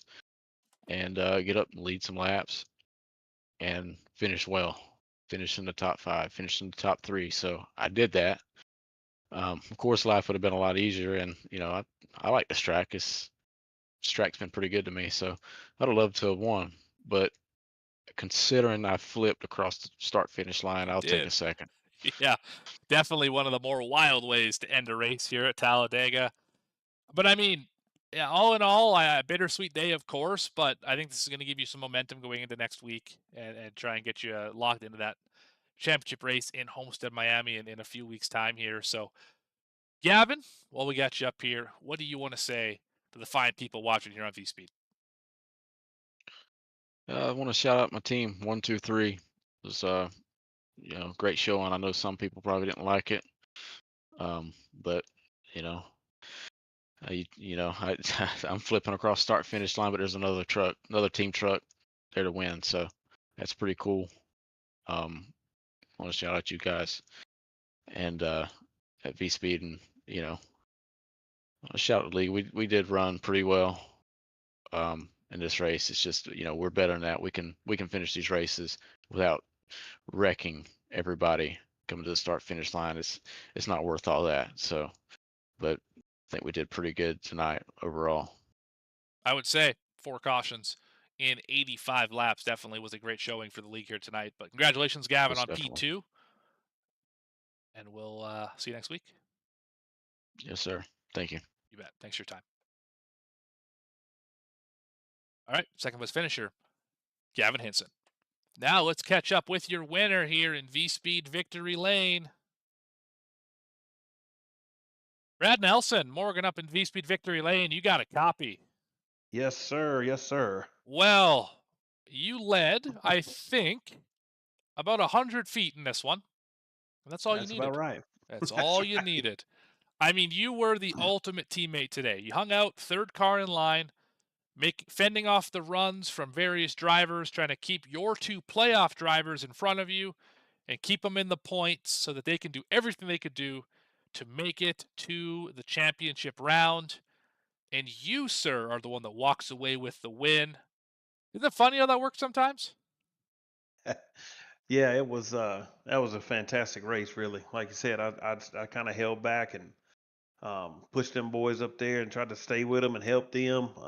And I got spun at one point trying to block a line and ended up getting back to them and just try to keep them up there and get them some stage points and stage wins, which I think we ended up doing, and just come down to the end right there and had to make something happen. Absolutely. So let's dive into that a little bit. That makes something happen. So obviously, Pack is catching the 21. He's about 8 truck lengths out in front. What are you thinking? You got your 2 teammates side by side in front of you, at least some ways in front of you, trying to make a pass around them. Are you just thinking find the hole and make it work? Are you trying to push one of those guys? What's your thought as you get to the line? Yeah, I was just trying to keep it on their bumper to keep us moving. And once it kind of split, the 21 got a big run out in front of us, and I told the 39, told Gavin, I said, "Look, I'm gonna have a run. It's gonna be about the right time, and I'm gonna just lay the bumper to you because that's the only way we're gonna have a chance for you to get up there and win the race." So when I hit it, give him the shot right there at the try over, it pushed him out to the lead, and I seen his car start drifting left, so I knew somebody was into him, and the 21 had got into his side, and unfortunate for Gavin, but kind of took him down the track, and I was just trying to go high to avoid it all, and then ended up at the front. So, but a great race, really. Yeah, I mean, what do you have to say just about how much fun it was out there? I mean, we saw 85 laps here today with 4 cautions, of course, 1 for the stage, so really 3 for cause tonight. I mean, pretty clean racing in this series here tonight. What do you have to say for all your drivers who helped make this one possible? Yeah, I mean, everybody done a great job. Had some aggressive driving at times, and which you're gonna have those big runs coming. Sometimes it's hard to let out of it, and you feel like you can go somewhere. But like I said, we just tried to. I think I started 22nd or 4th or 22nd. something. Yep. Yeah, and went straight up to the front and tried to stay up there with my teammates all day. So Worked pretty good. Yeah, I don't think it would surprise anyone to know you were the biggest mover of the race today, 22nd up to first. No other driver was able to crack 16 spots gained. So congratulations on that. You and Adam Holston had opposite days. Both you gained 21, he lost 21 for those keeping track at home. Well, Brad, what is next for you in the 33? More teamwork as we move to the next race on the schedule, or are you going to try and win 2 in a row here? Yeah, I mean, I try to help my team all I can. Like I said, I'm not in it, so I try to put them in the best position possible if I can and help them to, be successful. So that'll be the goal moving forward. And, if it happens to turn out for another one, that'll be great too. But with this being my first win in MRL and the NASCAR side of things, this was a big one for me. So pretty awesome. Yeah, big congratulations to you for getting that first win as well. That definitely has to be said. And while we have you up here, who do you want to thank? Who do you want to shout out for your first ever win on the NASCAR side of MRL? I'd like to thank my teammates first. Gavin in the 39, Christian in the 27. Both of them drove flawless race tonight. I just happened to be the biggest winner of it, but we finished 1, 2, 3, which don't get no better than that, really. It don't matter really how you shake the order up. Thank Brandon, Mystic Racing League, for putting this on. He does a great job. And last, I'd like to thank Casual Glass. That's who sponsors my truck and keeps us going. So just want to thank them. You bet. Well, thank you for the time, Brad Nelson. And hey, this guy, teammates, he knows what he's doing. So congratulations on getting the win here. Your first of your career here in the Black Diamond Designs Truck Series. Hopefully the first of many. Appreciate it, man. You bet. That's Brad Nelson, race winner. Well, folks, with that, we're going to wrap it up here. And for everyone at the Mystic Racing League who makes this thing possible, Alex Pollock, Harold Tucker III, John Ullman, Reggie Kime, Christian Barnes, Jared Knopfschneider, and of course, Mr. Mystic himself, Brandon Willard, thank you for the opportunity to bring these races to the fine folks here on VSPEED and YouTube. Big shout out to Black Diamond Designs for sponsoring the truck series that bears their name, as well as Love's RV Stop 225 for sponsoring the race here at Talladega this evening. And now for everyone at VSPEED who makes this possible, the co-owners, Bradley, Eddie, Adam, as well as the other producers and commentators, Logan, Lucas, Alex, and all the other ones behind the scenes who make this thing possible. Big thank you for the cameras, Dougie Beard. Appreciate the opportunity to use some of the best sim cams that there are on the biz. This has been fantastic and really helped us be even a little bit better than we were before here on VSPEED. And speaking of VSPEED, if you haven't already, you found us, you might as well stick around a little while longer. Like the video, subscribe to the channel, and please hit the notification icon so you don't miss a moment of the great racing action, whether it be the Mystic Racing League here on Wednesdays, whether it be somewhere else throughout the week. You're going to want to keep it locked right here on VSPEED for all of the fun stuff we have going on in the future. Check out vspeedsim.com/shop and at vspeedsim on X for all of your VSPEED news and needs. And for everyone who makes this thing possible, and everyone I failed to mention, thank you very much. I've been Morgan Cook, your host and producer here tonight. Have a great evening. We'll see you next time right here on VSPEED.